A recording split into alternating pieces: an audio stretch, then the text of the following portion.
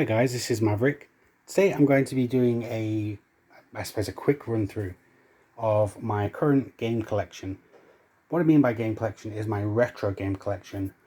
I did question a couple of days ago whether it would be accurate to include Xbox 360 and PS3 in this retro collection, and arguably I would say yes, purely for the fact is that these machines came out 15 years ago, and for example, this machine here, the original Xbox, came out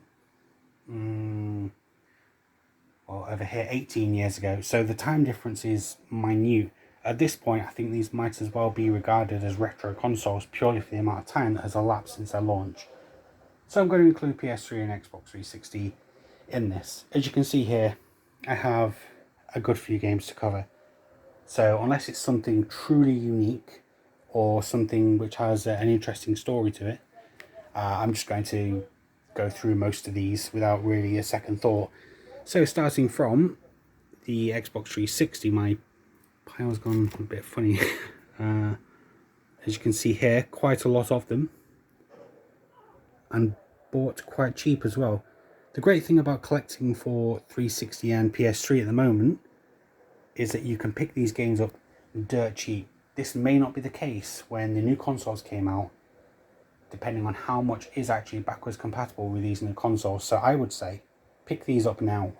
So onto the PS3 stuff.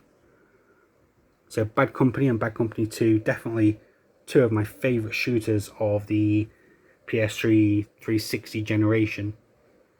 And then we go across here, so Dead Space 2 and Dead Space. Dead Space 2 was actually one of the first PS3 games that I finished first on the PS3 ahead of its Xbox version. I own both the PS3 and the 360 version of Dead Space 2, and I finished it on PlayStation first. So Killzone 3 in its metallic case, I picked that up quite cheap. This was, I think maybe, oh no, I got 10 PS3 games for £5, so this was the equivalent of about 50 pence. So I just put that down. It's a nice little case, without my hand there being there. And I paid 50 pence for that.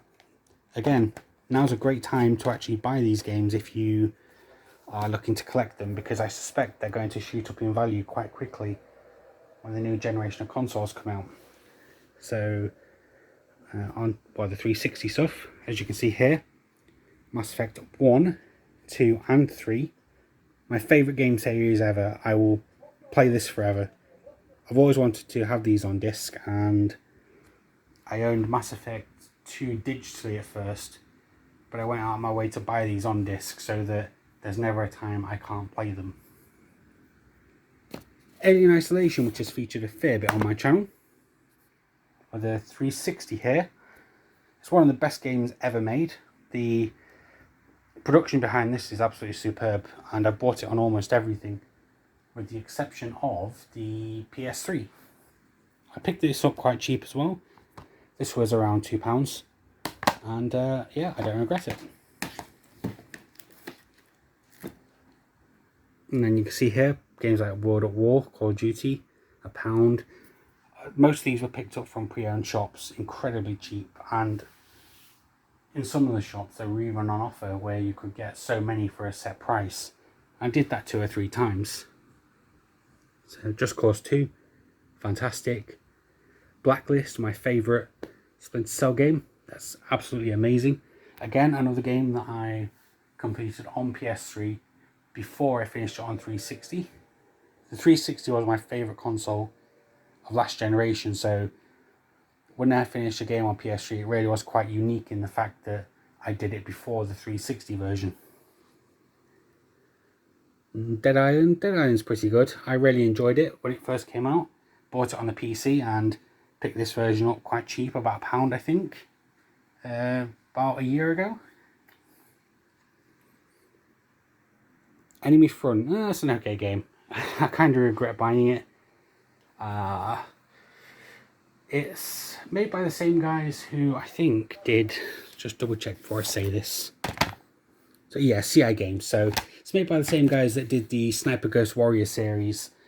A lot of average games, so it's not bad, but I could have spent my money better, I feel, on Enemy Front for sure. Uncharted 2 Among Thieves, right here. So that was, oh, it's not got a sticker on it, but I bought this quite recently. The first PS3 game I actually finished at all. I remember getting this when it first came out, and I sat on my PS3 and I did that for basically 2 days till I finished it. I'd never enjoyed a PS3 game as much as I enjoyed that, so just put that there. And then you can see a couple of retro games here as well. I'll go on to those in a minute. I also have original Xbox games here. A lot of these games I haven't actually bought. They've been sat in a box that I've had for quite a while. I've never done anything with them. One of my favourite retro games is Project Gotham Racing on the original Xbox. I first bought my original Xbox. This is a second sort of... I sold my first one and picked this up many years later. But this is actually one of the first games I played on the original Xbox when I bought it.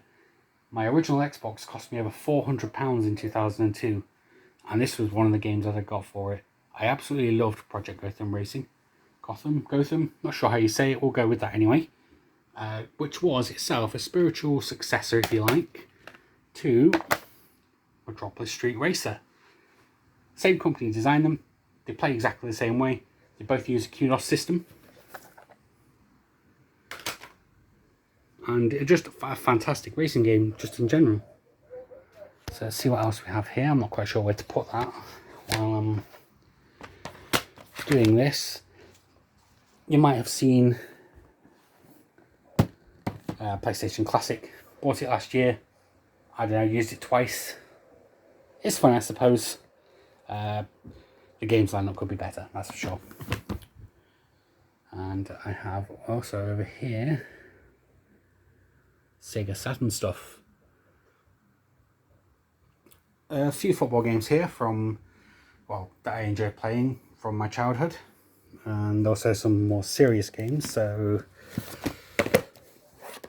Duke Nukem 3D, without a doubt the best version of this game that was available at the time. Nothing came close. Lobotomy Software, the guys who developed this, did an outstanding job. Nights into Dreams, it has a bit of a cult following now. I've always enjoyed this game. I actually think if I look somewhere, if you just bear with me a moment. Sampler. Christmas Nights into Dreams, only available in a Sega Saturn magazine. So, I also have that. There are also a couple of other samplers as well that I have that I've not shown. So, I have a sampler copy of Panzer Dragoon Saga. It's a very expensive Sega Saturn game. You will pay hundreds for it. I'm not quite sure where to put this while I'm recording this, so I'll just put it down there. I also had this imported from Japan just before the coronavirus lockdown, Deep Fair. Now this was actually the final EU release for the Sega Saturn. It's expensive to find in PAL variants. However, the Japanese version is 30 times cheaper and is perfectly understandable to us non-Japanese speakers, as all the cutscenes they are in English. The only thing you'll have to learn is yes and no in Japanese.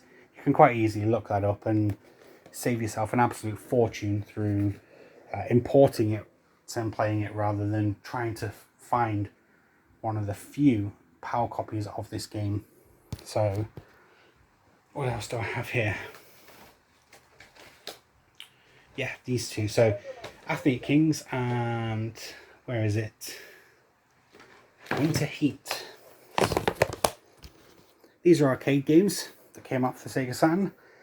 Funnily enough, this is, well, one of the few games that actually got for all intents and purposes, a sequel on the Sega Saturn.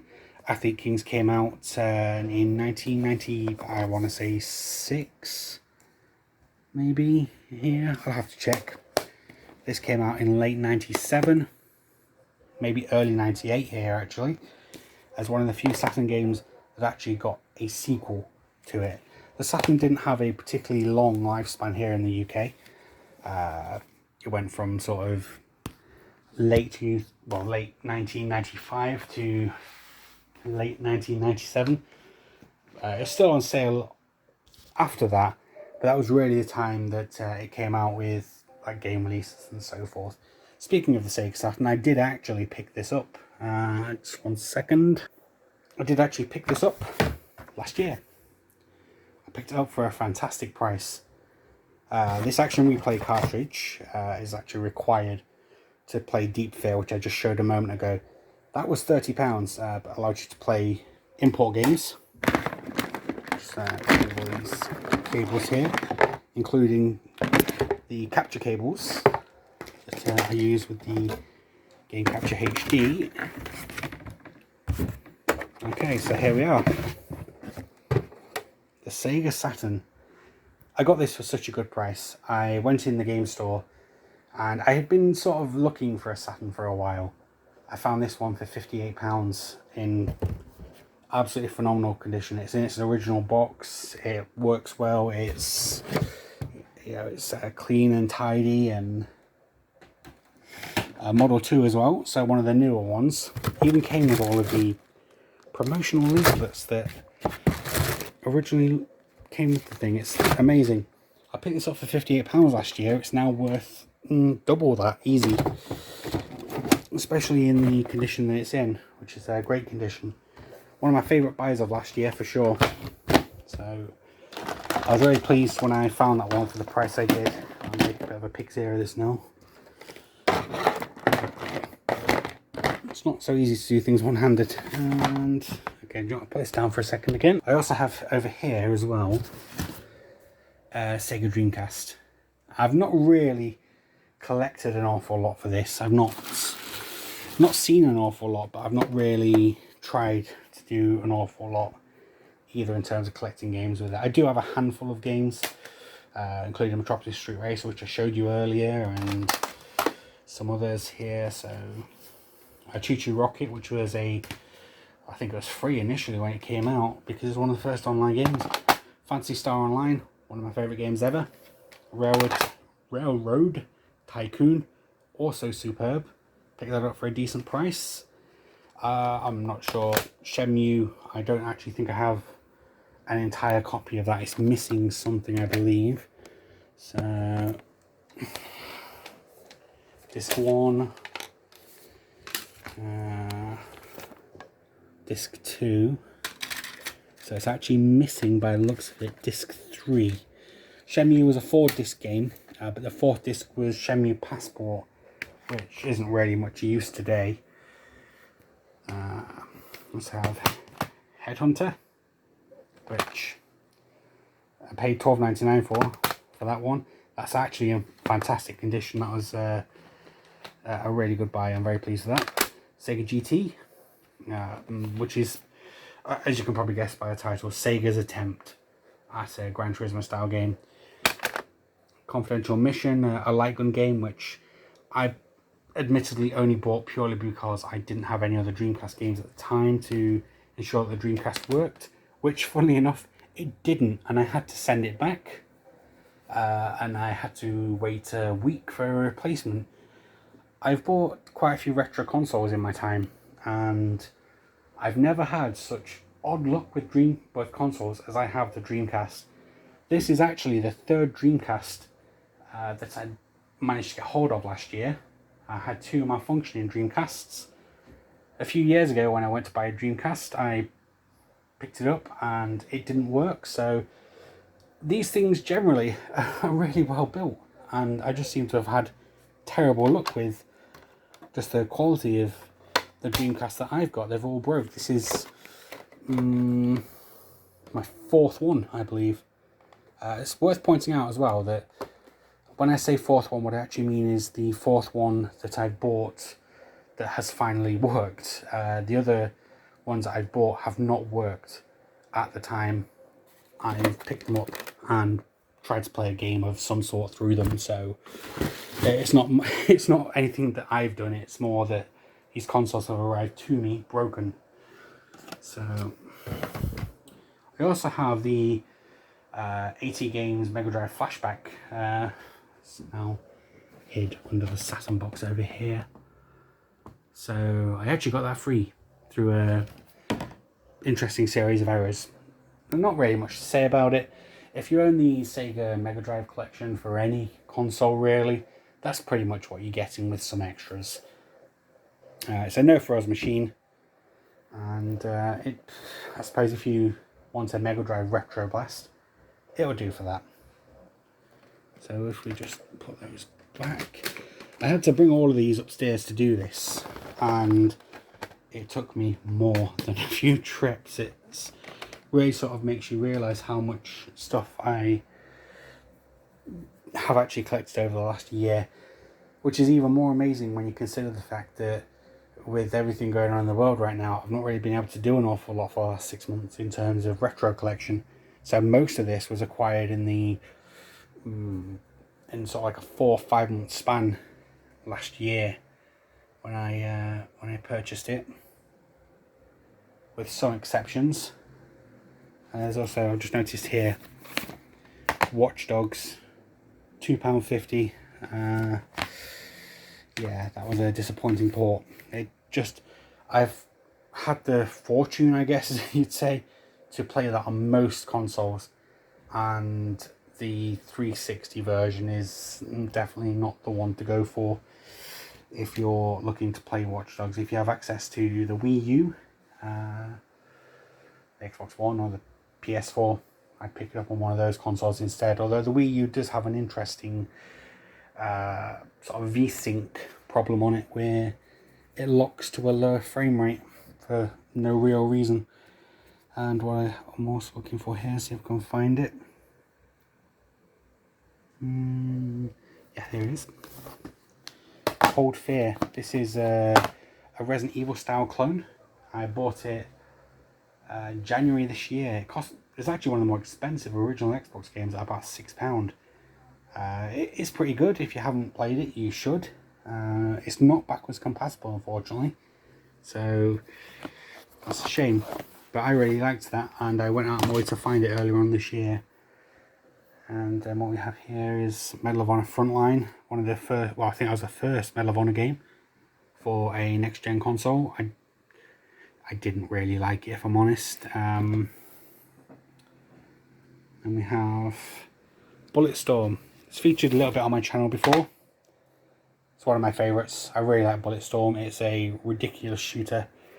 It doesn't take itself too seriously, and I think I paid about £2 for this, although I did play it when it came out as well. So that's the thing that is worth bearing in mind when I show these games. A lot of these were purchased last year, but at some point I will have owned many of these games before that, and because they were worth something at the time and they're not worth anything now, I would have, say, traded Bad Company in towards Bad Company 2 and so forth. I would have done a lot of trading back when the 360 and PS3 generation came out, and picking these up a second time round because I can now, well, like 50 pence a game, you know, you really can afford to. Then these various Saturn games here varied in price. The problem with Saturn right now is that it's expensive to collect for. It's always been expensive to collect for, and it's just getting more expensive as more people seem to take up the hobby. I had lots of games when I was younger and had a Saturn the first time round that I wish I had kept because they'd be worth a fortune now. This is the thing with all retro things, actually. Now I mention it, certain things like Baku Baku, which I have here, not an easy game to find out about, not an easy game to find, So these things are sort of 20-30 quid. This was 28 quid from an online game store who are out to make money, which is fair enough. The problem is now though that with a lot of these retro games, was it worth 28 quid? Just about. I can just about justify paying that price for a game that was in fair condition. The problem is now though that a lot of people who may find these in their attics and stuff like that, they will search for it online to see how much shops are selling it for, and then try and sell it for the same price, which is just ridiculous, because they try and sell it for the same price with no warranty or anything else offered on top of that. Whereas when I bought this, at least I get a warranty with it. They will replace it if it doesn't work, which it does work, but they'll replace it if it doesn't. But then you go to private sellers and they're still trying to get shop prices for it themselves, which is absolutely insane. And that's a theme that's going on with all retro gaming. Similarly, worth mentioning was this. Now, Metropolis Street Racer for the Dreamcast. I purchased this on day one for the Dreamcast all those years ago, and I never put much thought into it. However, I actually found out recently, completely against what I believed, that this game itself is quite a rare Dreamcast game. I don't know how that's possible, yet it is. When you look at the sales figures for Metropolis Street Racer, I saw the short story behind this is I saw a listing for Metropolis Street Racer online a few years ago that said it was a rare Dreamcast game, and I sort of scoffed to myself thinking, nah, that's not rare. I bought it day one. How could it possibly be rare? When I actually looked at the sales numbers for Metropolis Street Racer, they really were awful for Europe. Bizarre Creations, the developers of the game, again another company no longer around, said that they only sold about 20,000 copies of it in Europe. I thought it had sold a lot more, and I'd always believed that it had sold really well. In actual fact, it did not sell well at all, which is really surprising. It was news to me because I'd always had the belief that it had sold very well, and it hadn't, which was really surprising. So I have a couple of other games here as well, sort of fighting games. Fighters Megamix. I'm not actually much of a fighting game fan, if I'm honest, as you can tell purely by the lack of fighting games in the rest of the collection here. This, however, is worth picking up. It's a combination of Virtua Fighter, or the other spin-offs of Virtua Fighter, so VF Kids, things like that. It's fantastic. I bought this when it first came out, and I didn't stop playing it, so just see what it says in the back here. Oh, there you go, that helps. So it actually says here on the back, from 32 characters from Virtua Fighter, Fighting Vipers, VF Kids, Sonic Fighters, VC2, and secret characters. I can't remember what the secret characters were, but I know that I played to unlock them in my younger years, although I forgot what they are now. And Killzone 3, one of my favourites as well. I really enjoyed that when it came out. So this is my current collection of stuff. It's a bit more messed up than when I first started. I also have the Xbox One and PS4. It's not retro, and I'm unsure whether I will do this kind of video on that, for the simple reason being that most of my purchases for the new generation of consoles are digital. I pick them up during sales and things like that. I have very few disc-based games, probably, I don't know, it maybe reach up to about here on the shelf. So I have very few disc-based games for next-gen consoles. So, well, I say next-gen, but what I mean is now-gen, I guess. I'm not sure I'll be doing a video for this, the new current consoles. But this is what my retro console collection currently looks like. I've not shown the PS3 and Xbox 360 consoles themselves. You know what they look like. I have an Xbox 360 E model from about 7 years ago, and a PS3 Slim 320GB model, which is from maybe 2010 or so. You know what these consoles look like. There's not really much point in me showing you them. The orange box, just noticed that here. This is fantastic. I paid £8 for that, worth every penny. The amount of gameplay in that one disc alone is phenomenal. And Dark Star 1. I played this for a little while. It's an interesting game. If you've ever played, I think probably the best comparison to it might be Galaxy on Fire, I guess. The mobile games. It's very similar to that. Shadow of Mordor.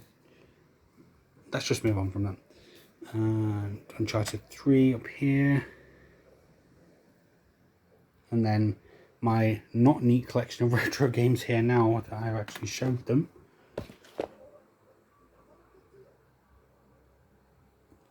So this is my current retro collection. This is how it is to this point, which is August 2020.